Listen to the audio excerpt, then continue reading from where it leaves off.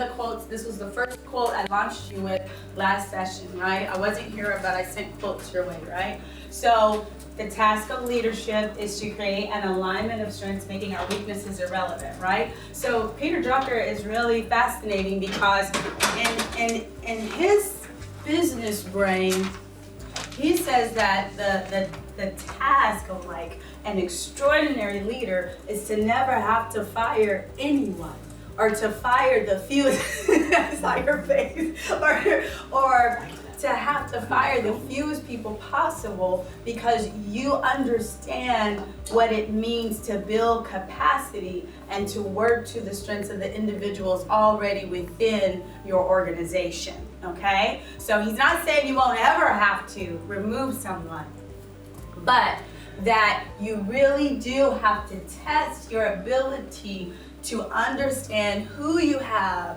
what they do well, and where that means you need to locate them in the work of the organization, okay?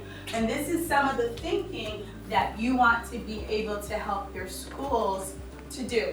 So there's a language of strengths, and the interesting part is we're not always taught it. I always talk to my principals about this. People say, take care of yourself. But we never explicitly talk about how in the heck you do that based on the long list of things that you're asked to do, right? So this is the same thing. If we're going to ask people to take this strengths approach and we're going to ask them to take this appreciative approach, we have to be able to give them language and to associate practices with that, okay? So why does it even matter to use it? Because the research, not personal opinion, lets us know that if we understand the dispositions that we have, and the next way that you look at this is going to be really important. This is not about content knowledge that we have, okay? And this is not about experience. I know literacy rounds. This is not that kind of a strength, right? This is a dispositional kind of a thing, right? It's what draws other people to you. It's the energy you have that they're feeding off of. Are you aware of that energy? And do you know how to use it to your advantage most of the time, if not all of the time, okay? And so your ability to do that allows you to combat some of the stress that comes with what we're doing. And it also, notice workers who use 4 or more of their signature strengths, they have a more positive work experience, okay? Do you all remember? I remember in our graduate program, there are all kind of inventories that exist out there, right?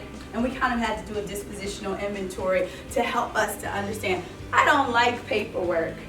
It was very affirming for me to get that profile back that said, while I'm analytical, I don't like that, all these forms. That is work that I can do. That is not work that I enjoy doing, right? And I don't think I'm alone in that, but there are many people, actually my mother being one of them, working for an accounting firm, who like to do all that stuff and keep it all organized, right? So you have to figure out what it is about it. So we're going to learn what they are, how they are defined, what your strengths are specifically, and then how do we identify them and use them to not only benefit ourselves, but those around us. So you've already talked about that whole we, right? And that's what this work is about. It's about what we all bring to the table and are able to use for this strong, cohesive unit of schools, because we don't want you to just think about your school sites as individual entities. We want you to think about how they can share knowledge as well.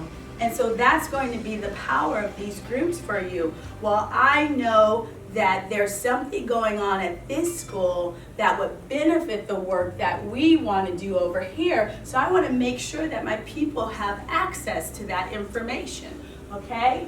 So you're not just understanding what's going on in your school, but all. So here's the breakdown. This is the sequencing of it. Character. These are power of character strengths. That's what they call them, okay? So character is the part of your personality that other people tend to admire, respect, and cherish. There's some other parts of our character that people love us, so they deal with them, right? So the strengths make up the broader category of virtues. And so what you'll see around the room is that like we'll have the virtue of temperance.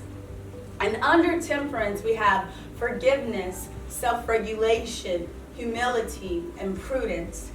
Under the virtue of justice, we have fairness, teamwork, and leadership. Okay? So there are these character strengths, and they fall under these different categories of virtues. And so specific benefits, we're going to talk about PERMA at a later date, but PERMA is a well-being. How many of you are familiar with PERMA? P-E-R-M-A, they added an H? No? Oh, this is going to be fun. Okay.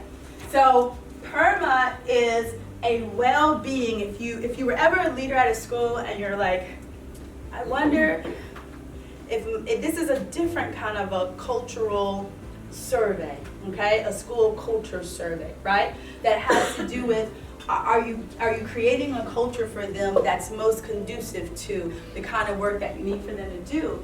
And so it says in order for people to work well at home and in the workplace, there needs to be this generating of positive emotions. That's not saying, oh, we'll always be happy. But there's depth to that statement, and we'll talk about it in another session, okay? Engagement, are they feeling engaged in the work that they're doing? Do they have meaningful relationships? Do they find meaning in what they are doing? Am I highlighting their achievements? And am I supporting their social and physical health, their mental and physical well-being? That's your groundwork for workplace well-being, your foundation for well-being. And so understanding your strengths and being able to utilize them contributes to this, okay? So I already said it, they also help you, thank you, to manage your, thank you, ma'am. They also help you to manage stress, okay? So when you were with Derek, you got one example of how you might bring this discussion into your work, right? I'm going to give you a different tool to use. This is a value and action strengths inventory, okay?